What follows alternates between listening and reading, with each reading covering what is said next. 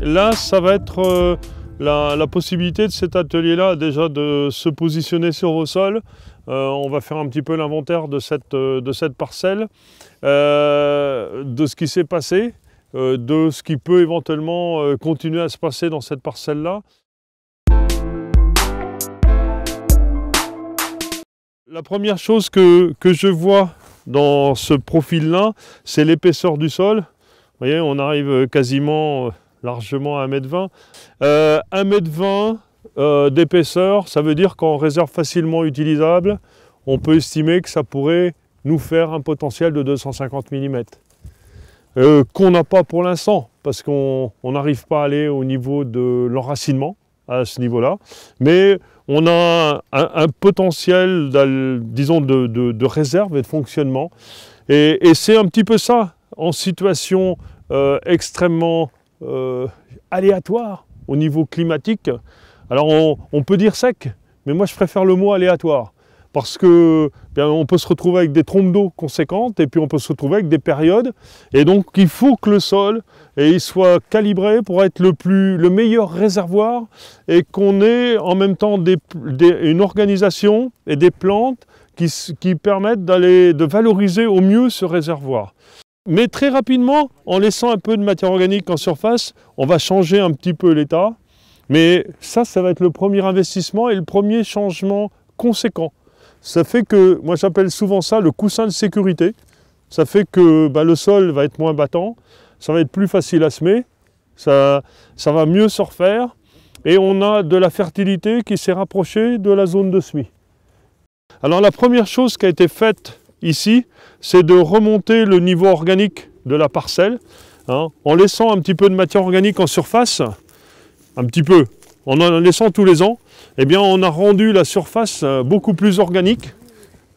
Et ça, c'est quelque chose qui est très mécanique en fait, sans augmenter la quantité de matière organique, mais en déposant la matière organique à la surface du sol, progressivement, on va créer une zone qui est plus organique, et qui est beaucoup plus facile à semer, beaucoup plus facile à travailler, qui enlève un petit peu les défauts que l'on peut avoir du sol classique, et qui, lui, arrive à se structurer si on l'ouvre un petit peu à l'automne. Mais vous voyez que entre le côté angulaire que j'ai là, et on va arriver à faire un peu une structure, mais le côté un peu rond que l'on a ici, c'est deux organisations structurales complètement différentes, et ça c'est la matière organique qui vous apporte ça. Normalement, au bout d'un certain nombre d'années, ça ne va pas continuer de monter, parce que l'activité biologique et surtout l'activité anécique et les vers de terre va commencer à travailler le sol pour faire descendre cette matière organique en profondeur. On commence à la voir ici, je ne sais pas si certains, vous voyez la galerie? Ici, là. Donc là on a une galerie de vers de terre, on en a une autre ici, on en a une autre ici, on en a une autre ici, une autre ici, et vous voyez que la galerie elle a un aspect un petit peu sombre, un petit peu noir. Et en fait, c'est eux qui sont en train de descendre de la matière organique dans l'ensemble de la matrice du sol. Et en fait, la plante va plutôt choisir la galerie de vers de terre, et la galerie de vers de terre, c'est l'intestin du sol. Et en fait, le sol fonctionne un petit peu comme un polygastrique.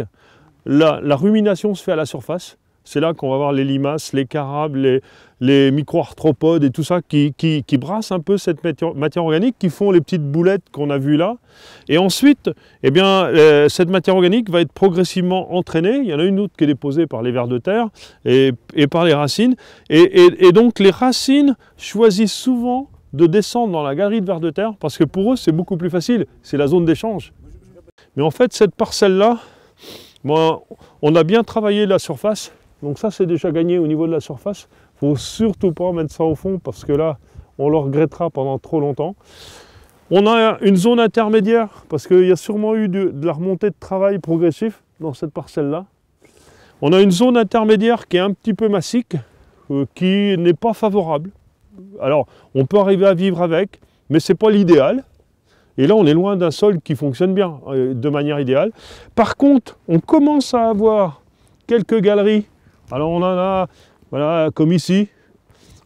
On en a là peut-être 10, 15, 20 par mètre carré. On a quelques galeries qui commencent à descendre en profondeur et des racines qui commencent à s'engouffrer là-dedans et qui commencent à descendre aussi un petit peu à côté. Donc ça, c'est un grand progrès parce qu'en fait, ces galeries-là, je peux affirmer qu'elles n'étaient pas existantes voilà 10 ans dans la parcelle. Parce qu'en fait, s'il y avait eu une colonisation avec ces lombriciens-là, voilà une dizaine d'années, ben on aurait des galeries rebouchées et on aurait des traînées noires qui seraient présentes un petit peu partout. On ne les a pas. Donc là, on est en train de coloniser le fond et d'utiliser le sol beaucoup plus dans son espace, bien qu'il ne soit pas encore dans un état de fonctionnement exceptionnel. Mais on ne peut pas transiter, il n'y a pas de baguette magique. Hein. J'ai voulu être assez clair avec vous ce matin, il n'y a pas de baguette magique, il va falloir s'y tenir, c'est tout. Hein. Mais là, c'est déjà énorme, ça c'est bon, ça c'est pas très bon.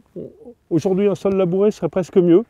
Mais comme le dessous est bon, ou commence à être meilleur, bah ça commence à être plus fonctionnel. On a passé le gué dans mon jargon, c'est-à-dire qu'on est déjà sur la pente ascendante de l'autre côté, et en fait on va pouvoir continuer à monter progressivement, parce que lorsqu'on aura multiplié par 2 ces galeries, on gérera beaucoup mieux l'eau, on gérera mieux la fertilité, les plantes sont moins sensibles à la sécheresse, on réussira peut-être mieux les couverts et les choses vont commencer à s'engrainer positivement, mais le pas de temps pour du sol, c'est pas l'année, c'est pas 5 ans, on parle de génération d'agriculteurs.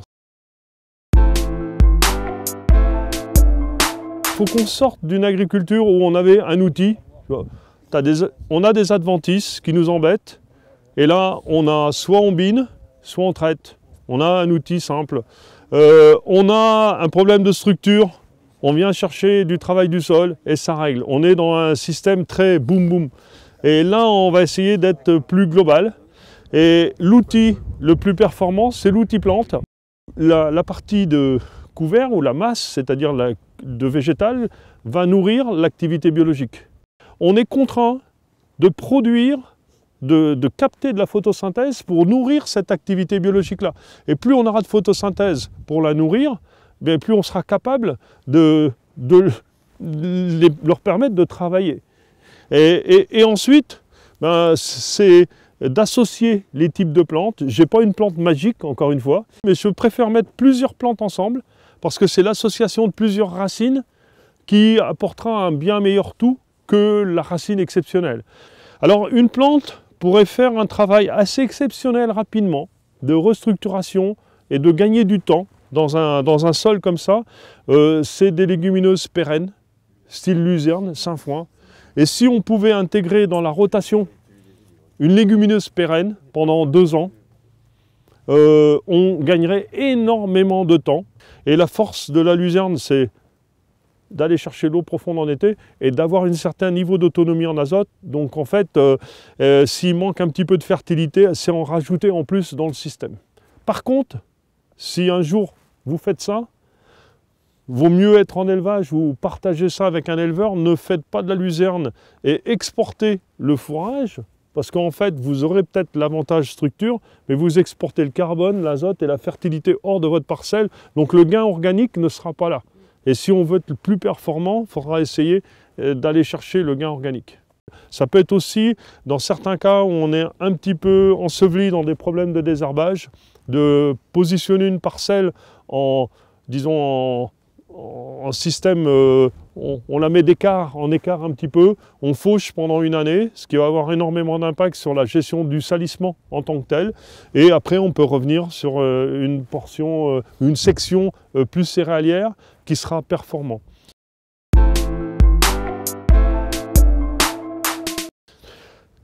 La difficulté là-dedans, c'est l'analyse économique.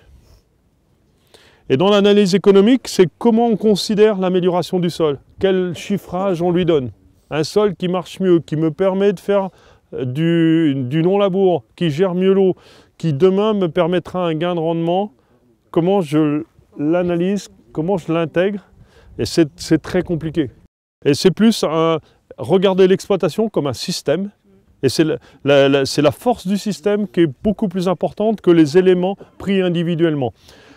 Aujourd'hui, on commence à avoir quelques données, par exemple sur le colza associé, dans lequel on glisse une légumineuse. Ça pourrait être le cas et ça pourrait être le moyen d'introduire des luzernes et des sainfoins là, dans ces rotations-là.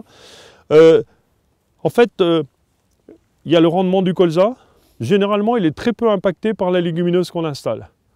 Par contre, après, on a une interculture qui est très profitable sans avoir à semer un couvert, parce que le couvert est déjà installé sous la culture. Et ensuite, le blé qui vient derrière, c'est beaucoup plus facile de le semer en direct parce qu'on est déjà sur un couvert qui est déjà dominant. Et ensuite, les mesures qu'on commence à avoir, c'est qu'on peut arriver à économiser 50 unités d'azote sur la céréale tout en ayant un petit gain de rendement et surtout un gain en protéines, un point en protéines. Et on s'aperçoit encore sur les mesures qu'on en a aujourd'hui d'un gain sur l'orge qui suit encore. Donc gagner un petit peu sur les deux cultures en ayant sacrifié un petit peu un moment, il faut qu'on devienne un peu plus malin dans la manière dont on aborde l'économie d'une exploitation. Et la marge brute, je suis désolé, est qu'un repère. Ce n'est pas un pilier de l'analyse économique. C'est qu'un repère. À partir du moment où on va rentrer la mécanisation, qu'on va rentrer la main-d'œuvre, ben on va parler plus marge directe.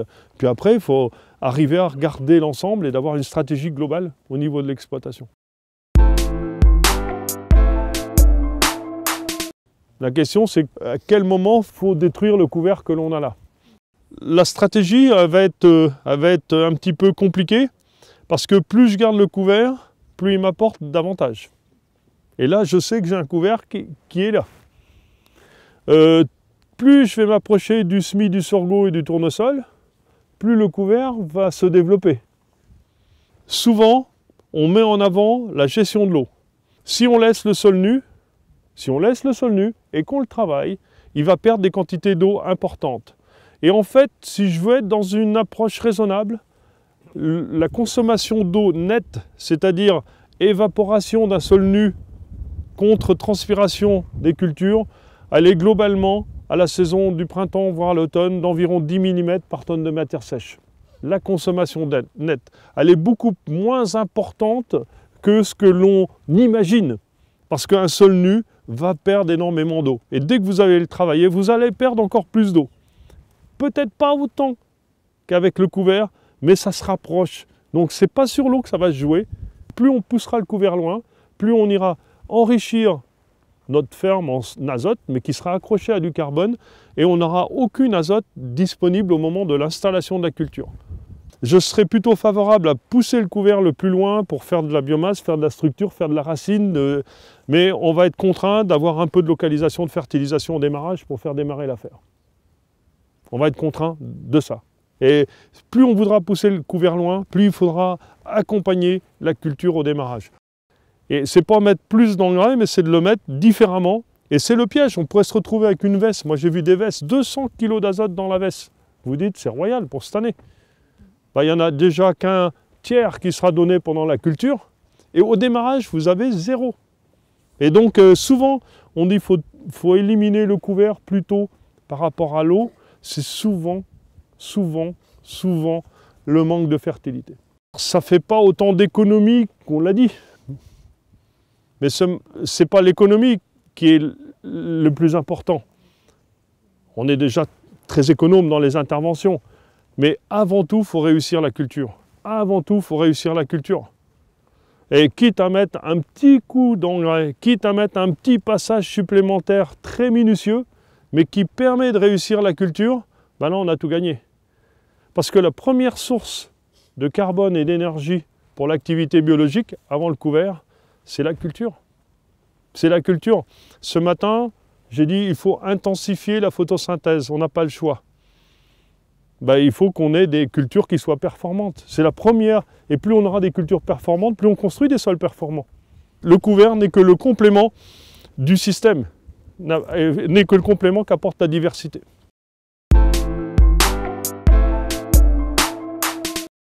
Après, il y a plein de stratégies qui sont intéressantes et certainement une stratégie à regarder ici parce que votre problème c'est la température, mais votre plus gros problème c'est le vent.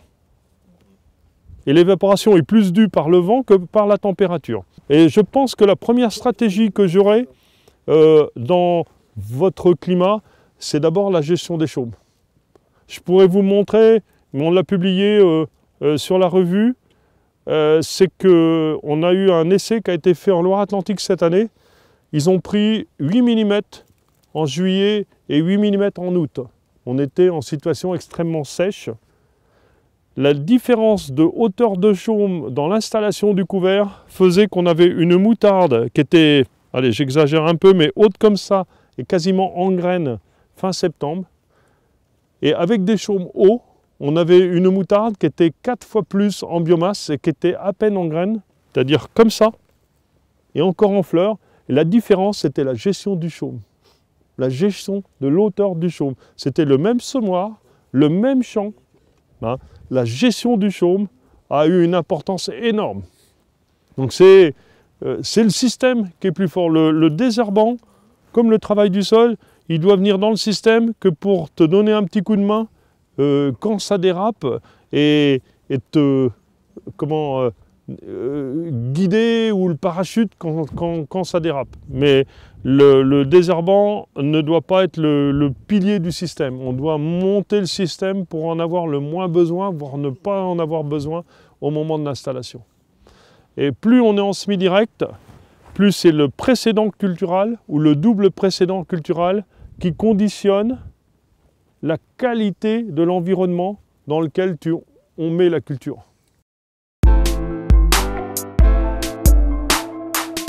Et si on veut avoir la fertilité disponible, avoir les résidus qui ne gênent pas, ou pas les résidus, avoir les ravageurs qui n'embêtent pas, et avoir éventuellement des repousses qui servent de plan de campagne, eh bien le précédent que l'on va mettre devant la culture qu'on installe, c'est hyper stratégique.